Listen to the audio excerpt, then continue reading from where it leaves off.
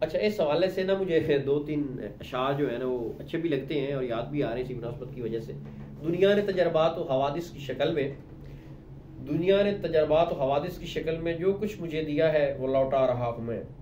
اور خشک سیروں تن شاعر کا لہو ہوتا ہے تب کہیں نکلتی ہے مصرع تر کی صورت. تب کہیں نکلتی یا بنتی مجھے تھوڑا سا ڈاؤٹ ہے لیکن میرا غالب گمان یہی ہے کہ نکلتی ہے یہاں پر. تو شاعری روز ازل سے ہوئی تخلیق ندیم. ہمارے بہت ناور ادیب وہ ان کا شعر مجھے اچانک یاد آ گیا اسی آپ کے سوال کی مناسبت کی وجہ سے. تو شاعری روز ازل سے ہوئی تخلیق ندیم. شعر سے کم نہیں انسان کا پیدا ہونا. کتنی لطافت اور حساسیت اس شعر میں پائی جاتی ہے. کیا بات ہے. اور اسی مناسبت سے ایک اور شعر آپ دیکھیے گا بڑا خوبصورت ہے. خدر پوش ایوارڈ ملا تھا ہمارے جناب ظاہر نواز صاحب کو. بیسیکلی لاہور کے تھے, جامعہ آباد ان کی پوسٹنگ ہوئی تھی ایز اے مینیجر بینکنگ میں تھے. تو بینکر تھے بیسیکلی بائی پروفیشن, پیشے کے لحاظ سے. تو وہ کہتا ہے کہ ان کا شعر ہے بڑا خوبصورت سا, میں شاید بھول رہا ہوں کچھ, کہ ایک چراغ جلتا ہو بے حسی کے زندہ میں.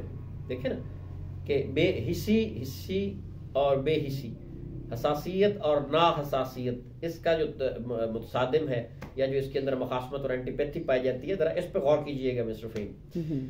تو یہ ڈیئر آپ دیکھیں کہ بے حسی کے زندہ میں شاعری اذاں جیسے ایک چراغ جلتا ہو آندھیوں کے موسم میں. کیا بات ہے. تو میں یہ ذکر کر رہا تھا کہ یہ چیزیں کوئی ایک فیکٹر نہیں ہوتا, کئی ملٹائپل فیکٹرز ہوتے ہیں جو افیکٹ کر رہے ہوتے ہیں ڈائریکٹلی اور انڈائریکٹلی کسی شاعر یا جو شاعری کی روح جس کے اندر ہوتی ہے, زندہ موجود ہوتی ہے.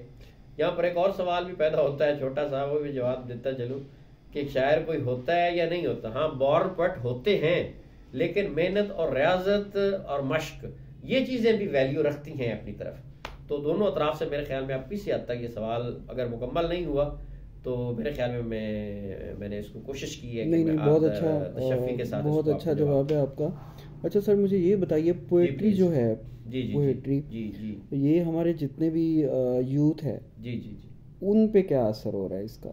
پازیٹیو وے میں آپ اس کو لیتے ہیں یا نیگیٹو وے میں لیتے ہیں؟ میں نے جیسے پہلے کہا ہے فہیم, آپ اچھے سوالات کر رہے ہیں نوجوان نسل کے حوالے سے بھی اور شاعری کے حوالے سے بھی اور شاعری کی واردات اور تجربات کے حوالے سے, اور شاعری کس طرح سے آئے روز جو ہے وہ جنم لے رہی ہے. شاعر سب سے اس سوال سے قبل نا سب سے پہلے ہمیں یہ اینالائز کرنا ضروری ہے کہ شاعری از خود ہے کیا. شاعری دیکھیں کہ ایک یہاں پر کوٹ مجھے یاد آ رہا ہے ایس ٹی کالرج کا, وہ بڑے کریٹک ہے انگلش کے, چونکہ انگلش لٹریچر سے بڑی چیزیں ماخوذ ہوئی ہیں جو کہ اردو میں آئی ہیں اور ہمیں ورثے میں ملی ہے. تو وہ جب ہمیں ملی ہیں تو اس میں یہ ہے کہ انہوں نے کہا کہ اسپونٹینیس اوور فلو اور پاورفل فیلنگز اینڈ ایموشنز جو ہے یا سویٹنس جو ہے اس کو ہم کہہ سکتے ہیں کہ وہ شاعری ہے. اس طرح سے یعنی میں آپ کو اس کی مثال دیتا ہوں کہ شیرہ پک کر باہر آ جاتا ہے انگور کا یا کسی اور فروٹ کا تو وہ شاعری ہے. ظاہری بات ہے کہ اوور رپ ہوتی ہے تو وہ اس نے باہر نکلنا ہے. ہاں اس کا مینر کیسا ہونا چاہیے, اس کی ترتیب کیسی ہونی چاہیے, اس کا نظم کیسا ہونا چاہیے, اس کی ارینجمنٹ کیسی ہونی چاہیے, یہ جو چیزیں ہیں میٹر اور رائم کافیہ ردیف کی بندش کے ساتھ اس کو ایک خاص انداز سے نظم کرنا یا پابند کرنا, یہ شاعری کہلاتا ہے میری دانش میں. کئی ساری ویسے تو ڈیفینیشنز اور اسٹیٹمنٹس اس کی موجود ہیں, لیکن عرف عام میں عام طور پر جو ہے یا انسان ظاہری اور باقی طور پر جو کچھ سوچتا ہے سرفیس آف لائف کے بارے میں یا ڈیپتھ آف لائف کے بارے میں, تو یہ چیز بھی شاعری کا حصہ بن جاتی ہے. تو اب ہم اسی کو تھوڑا سا اس کے ساتھ کریکٹ کر دیتے ہیں کہ جو ایک نیا سوال آپ نے کیا ہے مجھ سے کہ شاعری نوجوانوں پر اس کے زیادہ تر میرے خیال میں تو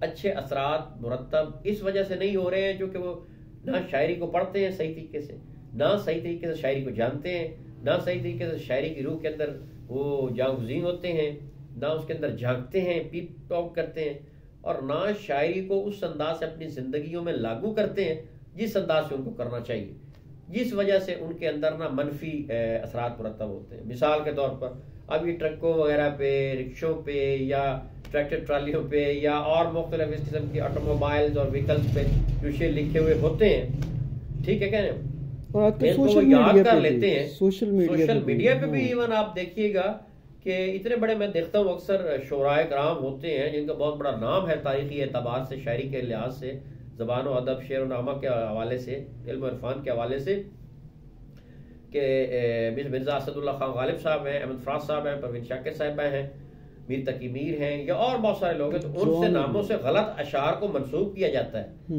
نہ صرف غلط اشعار کو منسوب کیا جاتا ہے مسٹر فہیم, بلکہ ان میں غلطیاں بہت زیادہ پائی جاتی ہیں, اور ان کے اندر اوبسینٹی, فحشی اور بے حیائی کے عناصر اتنے پائے جاتے ہیں کہ وہ پھر نوجوان نسل کو ایک بے راہ روی کی طرف لے کر جا رہے ہوتے ہیں, جس سے ان کے اندر جو ہے یہ کسی بھی قسم کی جو ایک ڈی ٹریکنیس ہے یا وہ ڈی ٹریک ہو جاتے ہیں. تو اس وجہ سے میرے خیال میں جو موجودہ عہد ہے, جو اچھے لکھنے والے ہیں, اچھے پڑھنے والے ہیں, یوتھ ہیں, ینگسٹرز ہیں, ٹین ایجرز ہیں, ان پر تو اس کے بڑے پازیٹیو اور اچھے اثرات مرتب ہو رہے ہیں. لیکن ایسے لوگ جو بے شک بہت زیادہ پڑھے لکھے ہیں, یہ ان پڑھ ہیں, یہ کم علم رکھنے والے ہیں, تو وہ شاعری کو غلط انداز سے سیکھنے, پڑھنے اور سمجھنے کی وجہ سے ان کی زندگیوں پر اس کے غلط اثرات مرتب ہو رہے ہیں. تو that is my take on my part. بہت خوب, بہت خوب. چلیں جی, بہت شکریہ. Thank you very much for that. بہت شکریہ, آپ نے مجھے موقع دیا, آپ نے مجھے موقع دیا بولنے کا. آپ کا بہت شکریہ. اور یہ جو پوائنٹس تھے یہ بہت اچھے سے کلیئر کیے آپ نے. بہت شکریہ جی. جی تھینک یو ویری مچ. بہت شکریہ آپ کا سر. جی بہت. اللہ حافظ.